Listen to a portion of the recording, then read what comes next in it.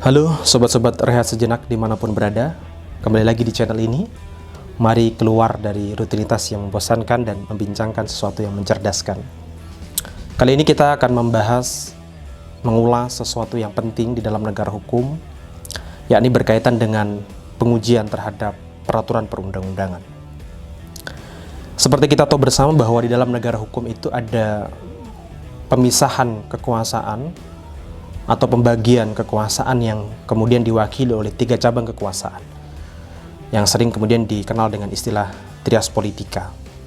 Yang pertama adalah cabang kekuasaan eksekutif, yang kedua adalah cabang kekuasaan legislatif, dan yang ketiga adalah cabang kekuasaan yudikatif.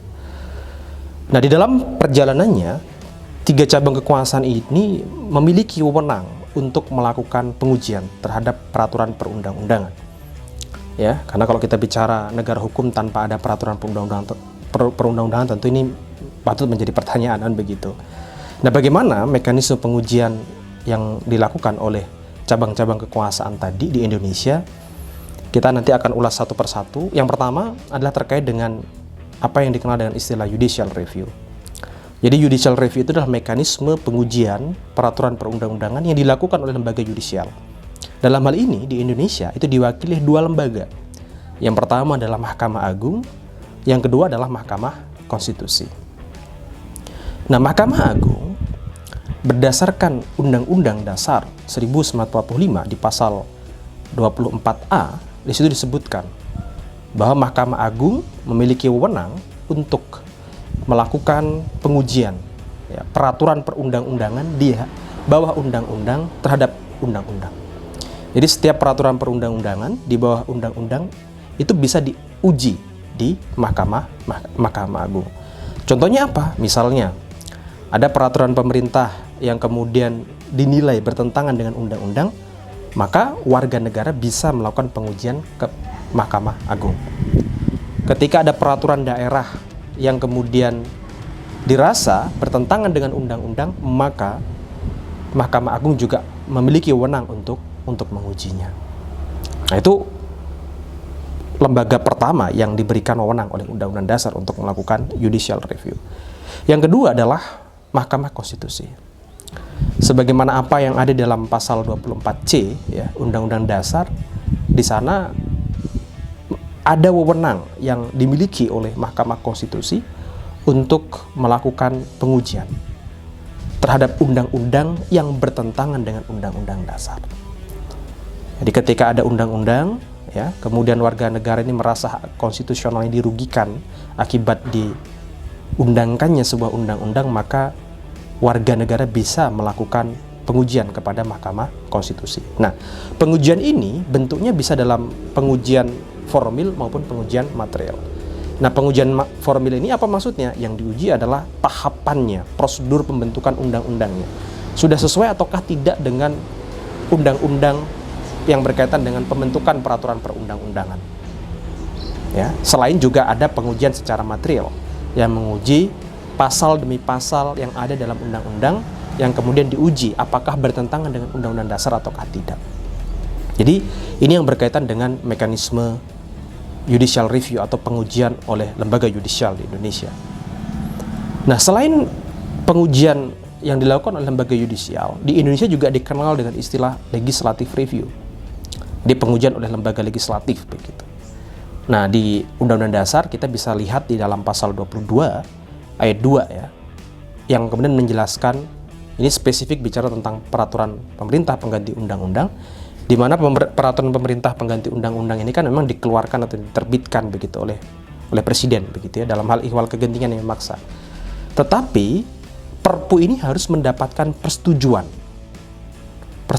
dari siapa? Dari DPR begitu untuk menjadi sebuah undang-undang. Nah, bentuk persetujuan inilah yang kemudian kita kenal dengan istilah legislative review. Jadi DPR bisa kemudian tidak menyetujui atau menyetujui sebuah peraturan pemerintah pengganti undang-undang. Nah, yang ketiga adalah executive review. Nah, terkait dengan executive review ini, dulu memang ada mekanisme atau ada wewenang yang diberikan oleh undang-undang, bukan undang-undang dasar ya, tetapi adalah undang-undang pemerintahan daerah. Di mana dalam undang-undang pemerintahan daerah ini memberikan wewenang kepada gubernur ya untuk melakukan pengujian gitu ya, untuk membatalkan sebuah peraturan daerah kabupaten kota, dan juga kepada kementerian untuk membatalkan peraturan daerah yang dibuat oleh pemerintah daerah provinsi begitu.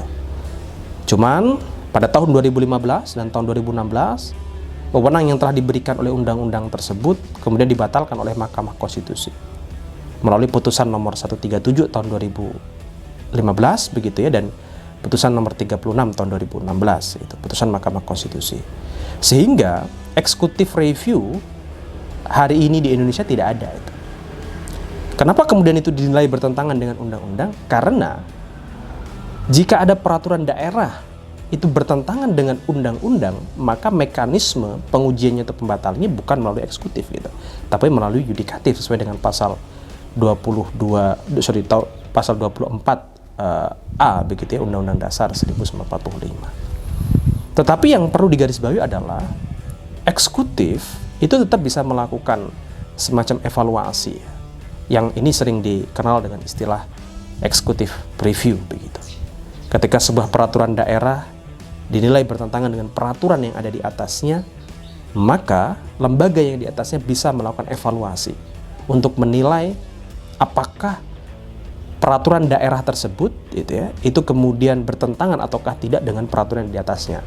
Tetapi yang menjadi catatan adalah perda tersebut, peraturan daerah tersebut belum sampai diundangkan dalam lembaran daerah misalnya. Kalau sudah disahkan dalam bentuk atau sudah diundangkan, maka executive review itu sudah tidak bisa dilakukan, karena ini juga nanti akan berkaitan dengan wewenang yang dimiliki oleh Mahkamah Agung. Jadi di Indonesia hari ini yang eksis adalah atau yang berjalan terkait dengan mekanisme pengujian terhadap peraturan perundang-undangan itu dimiliki oleh lembaga yudisial atau judicial review begitu ya. Yang kedua adalah legislative review begitu, atau yang dimiliki oleh DPR begitu, di dalam melakukan pengujian atau di dalam menyetujui atau tidak menyetujui sebuah peraturan pemerintah pengganti undang-undang yang telah dikeluarkan atau telah diterbitkan oleh Presiden. Nah, mekanisme ini penting saya kira untuk apa? Untuk memastikan bahwa sebuah peraturan perundang-undangan, kalau kita mengacu pada hierarki peraturan perundang-undangan, ada mulai dari Undang-Undang Dasar ya, kemudian TAP MPR, ketetapan MPR, kemudian ada undang-undang, ada peraturan pemerintah pengganti undang-undang, di bawahnya ada peraturan pemerintah, di bawahnya lagi ada peraturan presiden, di bawah peraturan presiden ada peraturan daerah provinsi, kemudian di bawahnya ada peraturan daerah kabupaten kota. Ini tidak saling bertentangan antar satu dengan yang lainnya.